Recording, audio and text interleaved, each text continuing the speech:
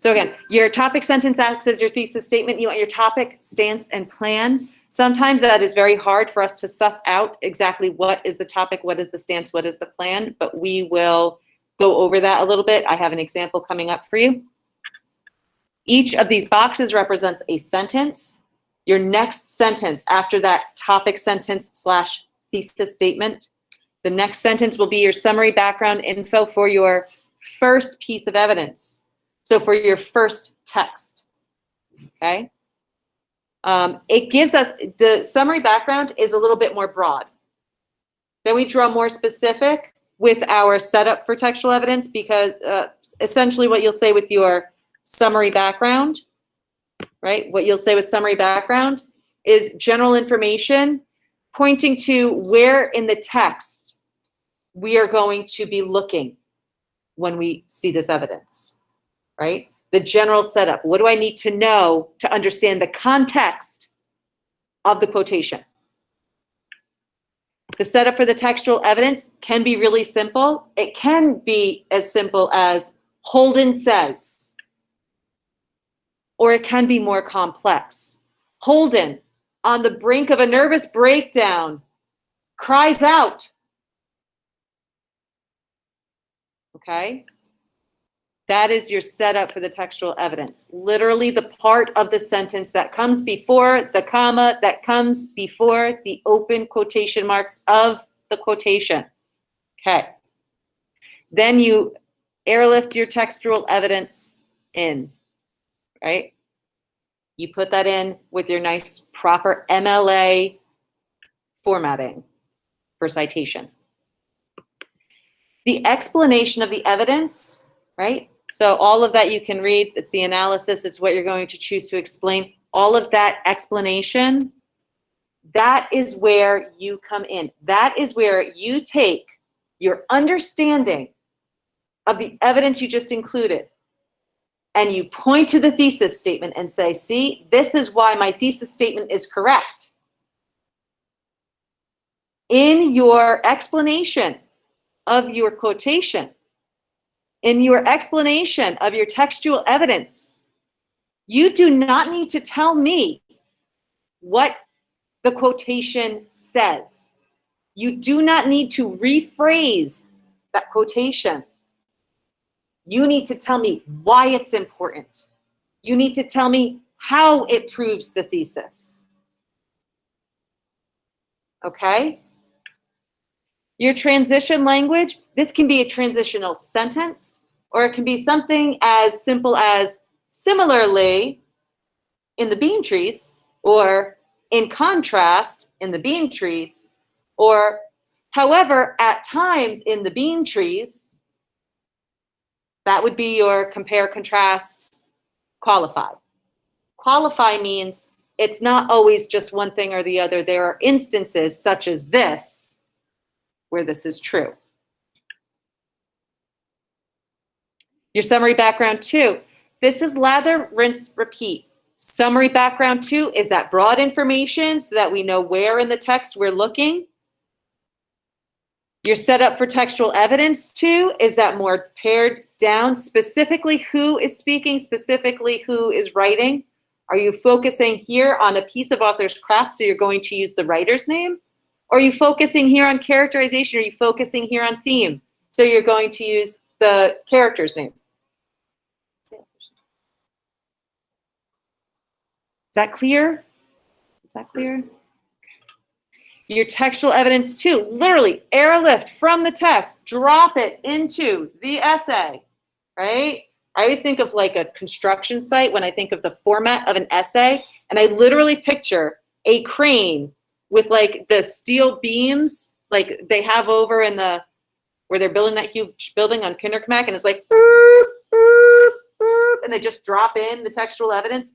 You don't have to do anything to it. You know, it's there. Leave it the way they did it, and then you'll be fine. And then cite it properly. Then your explanation is also going back to that thesis statement. That's your other. Why is this important? How does this prove my thesis? Why should I care about this? If you find yourself at any point in the explanation of your evidence, if you find yourself at any point in the explanation of that quotation sounding like you are giving me a plot summary, back it up. Ask yourself, why is this important? How is this impactful? How does this prove the thesis? I like to say to always be apt. Always be apt. A-P-T. Always be proving your thesis. Always be proving your thesis. Be apt. You guys hear that at home? Yes. Yes. Thank you. Now, a lot of the time when we get to the end of a body paragraph in an essay, or when we get to the end of a single paragraph essay, we think, oh, I explained the last piece of textual evidence. I explained my last quotation. I'm done. No, you're not, because you need to put those two things together. You need to wrap it up in a nice bow. Your conclusion needs to bring together the points in the passage in a way that provides the reading with an enduring understanding of your response to the prompt. You have to, it's kind of like saying, see, I proved my thesis by doing this. See, I proved my thesis because these two texts clearly show this. Okay? Make it, and it sounds juvenile to think of it that way, but I will tell you a million times the most important things that you need to build off of are so basic. They are so fundamental, right? I tell people all the time, the most important things I've ever learned were probably in kindergarten, when I learned how to share, right? And if you are not taking care of these fundamentals in the essay, you are not taking care and sharing with me, the reader, because you're not giving me everything I need to understand you. Okay? So it is basic, but in its basicness, we build on its sophistication and complexity. So we're going to give you this example. There are two texts. One is a poem, one is a novel. You probably haven't read either this poem or this novel, and that is fine, because as the writer, this person should communicate enough understanding of these texts to make you understand how they connect. Okay? Sherman Alexie's poem On the Amtrak from Boston to New York City and his novel The Absolutely True Diary of a Part-Time Indian helped to develop a deep understanding of how the Native American culture has been destroyed and oppressed by the white majority. Yet the Native Americans were forced to depend on those same people for their own survival. So we have this topic. The topic is, well, it's these two pieces of text, right? And it's developing a deep understanding. Okay, that's a topic. Now my stance is where my opinion comes in loud and clear. Notice this writer doesn't say, I believe that, in my honest opinion, or if you ask me. They simply use strong, sophisticated language that is hard-hitting to create their position, their stance. And now your point, your plan. Your plan is underlined here. Native American culture has been destroyed and oppressed by the white majority. Okay, that's point one that they're going to prove. Point two is they're forced to depend on the same people for their own survival. So what this person does is they layer in an interesting conundrum, right? There's this interesting debate. So this person has created, they've taken something very basic of topic, stance, and plan, and they have elevated to a sophisticated level of writing. Now the summary background. This is broad detail.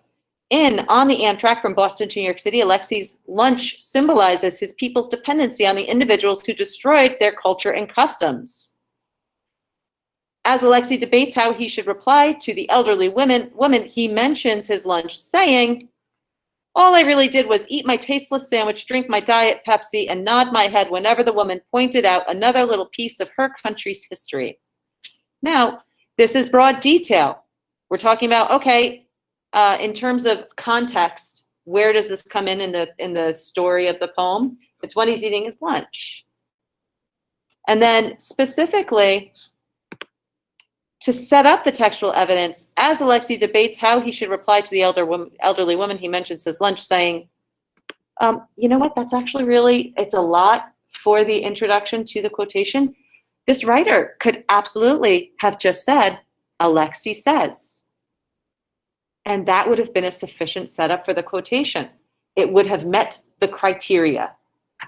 But again, this author elevated, okay? They gave us information, sort of like a positive, adding in information to give us more context and build the relationship more.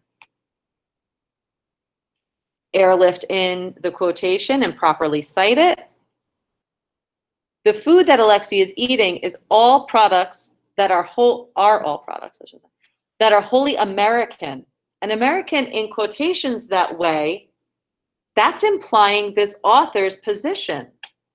Without having to say anything, by putting it in quotations, it gives it a connotation of being sarcastic or having a certain attitude about it. It lends tone to that word, right? Tone being about the author, right? That's how the author feels about this lunch, right?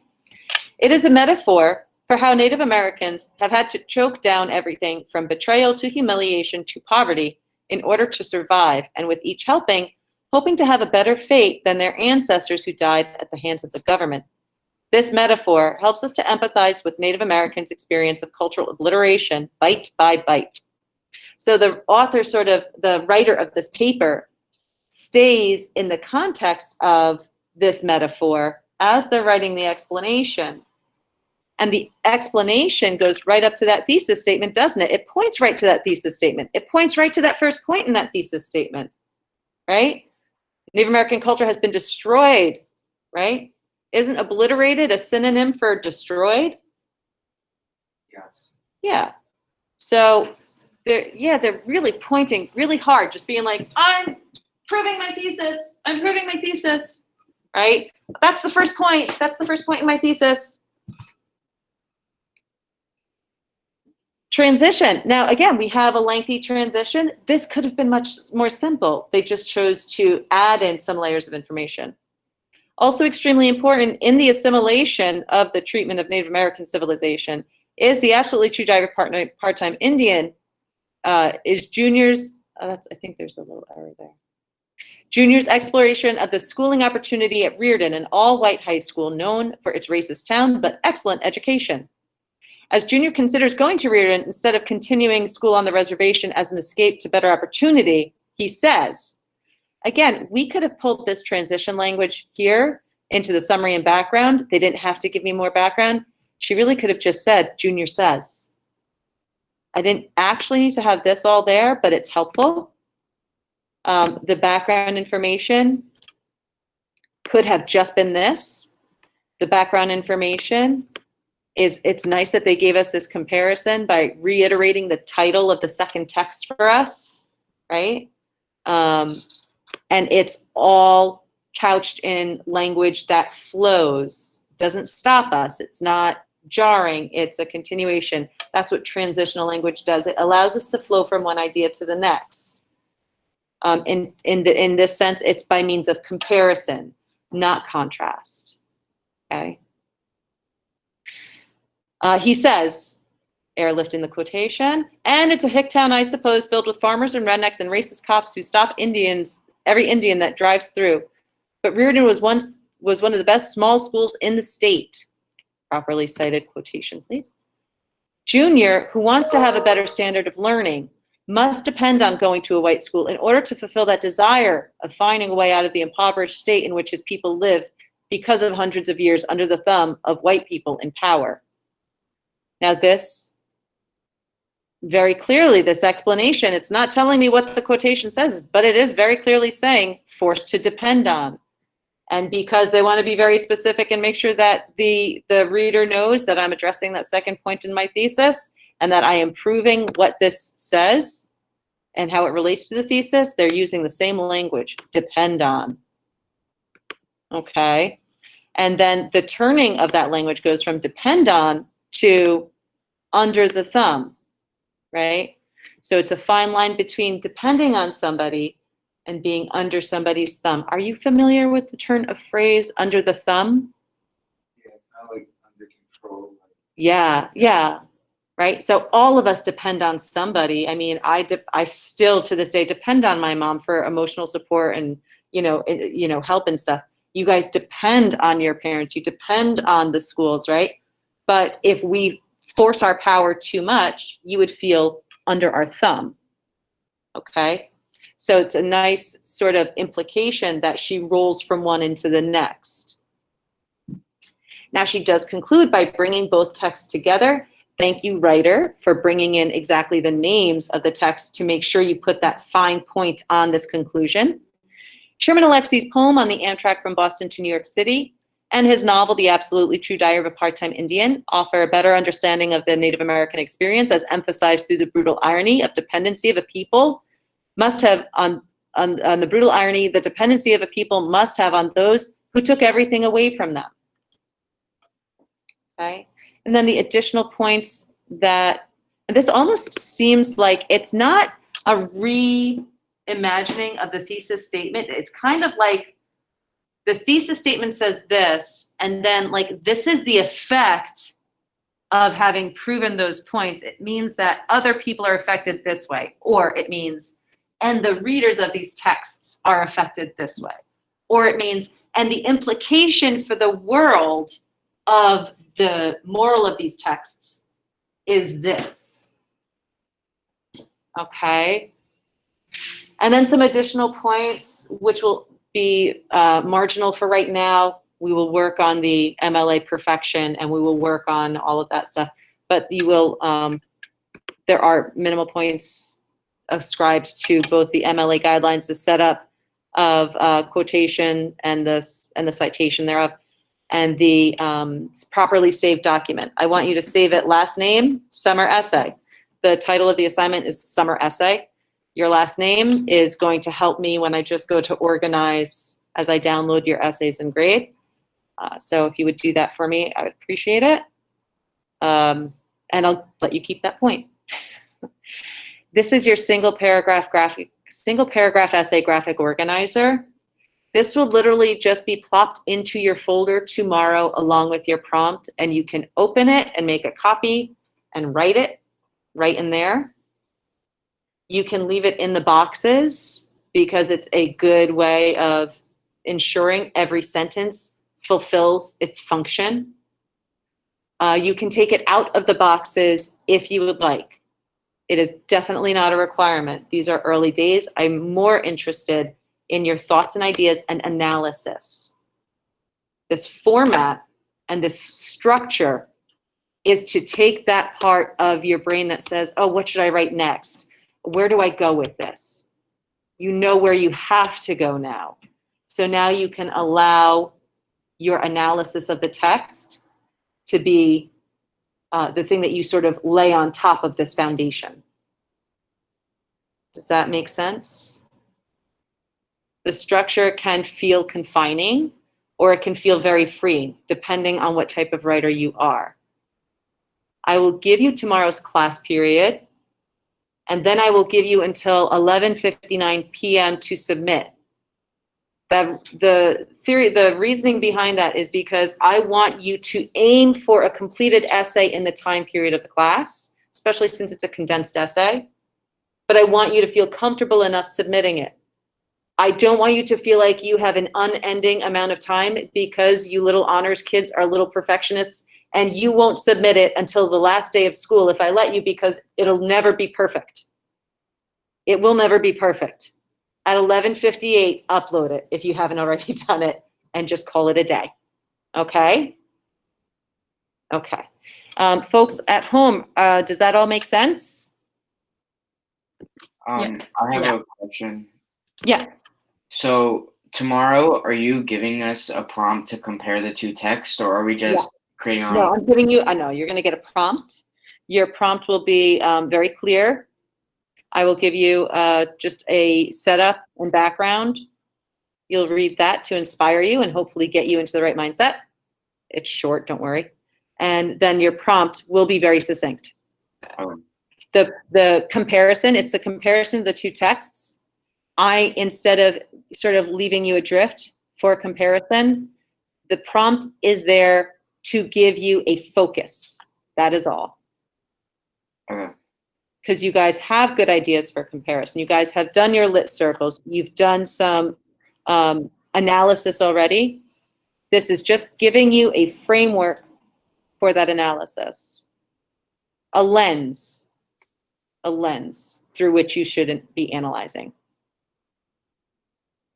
Okay, thank you. You're welcome. I'm going to stop recording now, I think. Do you guys have any other questions in terms of the formatting? In terms of timing, saving? What did you say we should save it under again? You'll save it as, so you'll do Hall's Band summer reading. Okay.